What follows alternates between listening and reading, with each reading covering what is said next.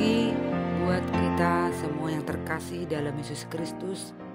Kita mengucap syukur kepada Tuhan atas kasih-Nya, penyertaan-Nya. Kita boleh bangun dari tidur dan menikmati sinar surya mentari, masih memiliki nafas kehidupan.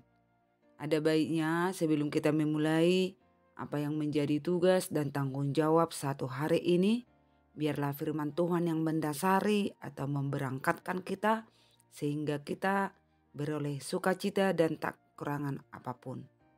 Mari kita berdoa. Bapa di dalam surga, terima kasih atas semua berkat kasih karunia-Mu nyata dalam kehidupan kami sehari-hari. Hanya kebaikan-Mu Tuhan yang kami rasakan. Kami boleh di dalam ketenangan hati, jiwa, pikiran melakukan segala aktivitas, tanggung jawab, baik di tengah pekerjaan, keluarga, dan gereja-Mu. Ya Bapa di surga, kami mau mendengarkan firman-Mu, materaikanlah Roh Kudus-Mu, agar kami mengerti dan mampu menghidupi. Karena firman-Mu itu adalah kekuatan kami. Kasihanilah kami ya Allah, dalam Kristus dengarlah doa kami ini. Amin. Firman Allah yang menjadi renungan buat kita pada channel YouTube HKBP Setia Negara, Jumat 20 Juni 2025 yang tertulis dalam Mika pasal 5 ayat 4a. Dan dia menjadi damai sejahtera. Demikian pembacaan firman Allah. Bapak, Ibu, saudara-saudari yang terkasih dalam Yesus Kristus, dalam bahasa Ibrani, Mika berarti siapakah seperti Tuhan? Dalam kitab Mika menyatakan bahwa tidak ada yang lebih berkuasa daripada Tuhan Allah. Allah menghukum pemimpin-pemimpin dunia dan bangsa-bangsa yang menentang Allah, yang mengabaikan kepedulian Allah terhadap keadilan. Namun, Ia akan menyelamatkan yang mengakui dosanya dan kembali kepada Allah. Mika berani mengkritik para pemimpin ibu kota Israel dan Yehuda. Keberanian Mika begitu besar, tanpa takut. Juga menubuatkan bahwa kelak Allah akan menyelamatkan umatnya.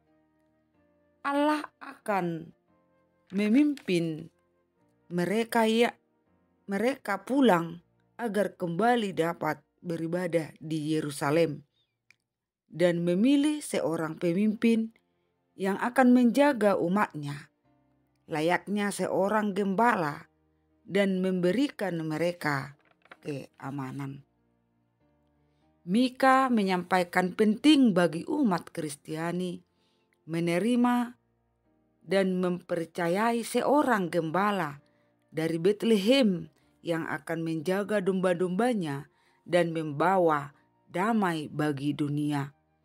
Kalau menurut Matius pasal 2 ayat 1-6, gembala ini adalah Yesus dari Nazaret. Gembala itu sama dengan Mesias yang diurapi, berarti melayani dan membebaskan orang miskin dan menegakkan damai dengan mengajak semua orang masuk ke dalam kerajaan Allah. Itulah wujud dari damai sejahtera yang diberikan Allah di dunia ini. Allah berdamai dengan manusia dan manusia berdamai dengan sesama manusia. Sebagaimana damai sejahtera itu dilandasi kasih Allah kepada seluruh dunia. Demikian setiap manusia mau berdamai sebagai tanda kita menerima damai sejahtera itu dalam hidup kita dan yang kita aplikasikan di setiap ruang lingkup kehidupan.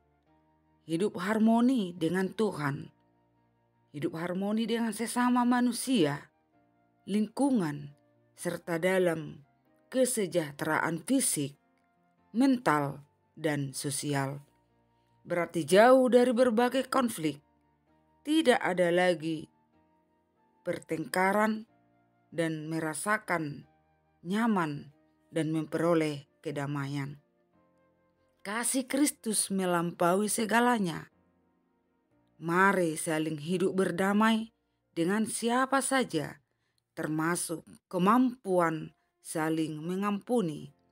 Itu menunjukkan hubungan yang sudah baik kepada Allah.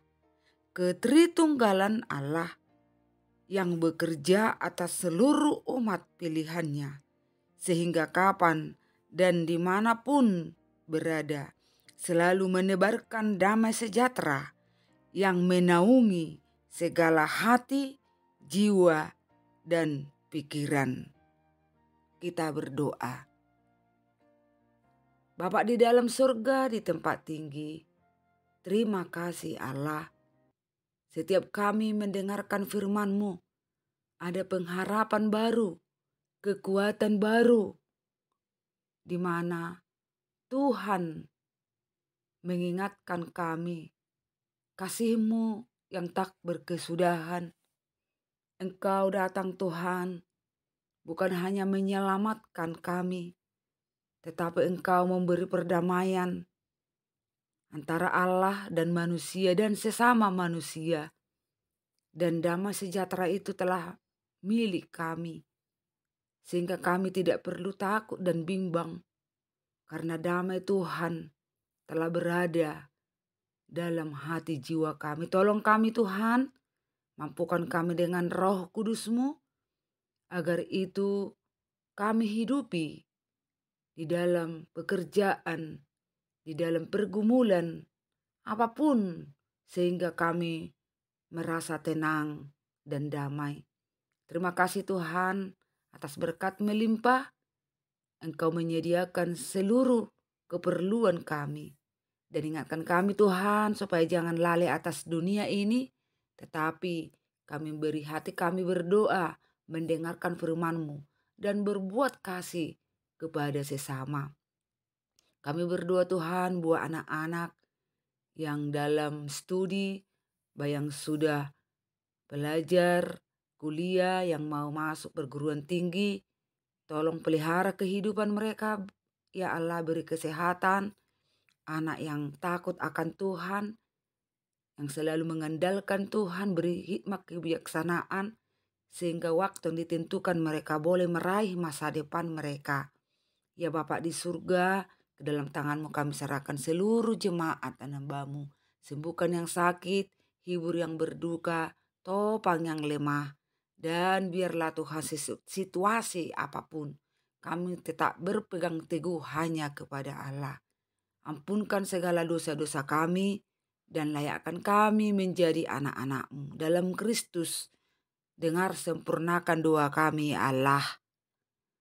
Anugerah Yesus Kristus, pengasihan Allah Bapa, dan persekutuan Roh Kudus kiranya menyertai kita semua hari ini sampai selama-lamanya. Amin. Allah selalu memberkati kita semua. Salam.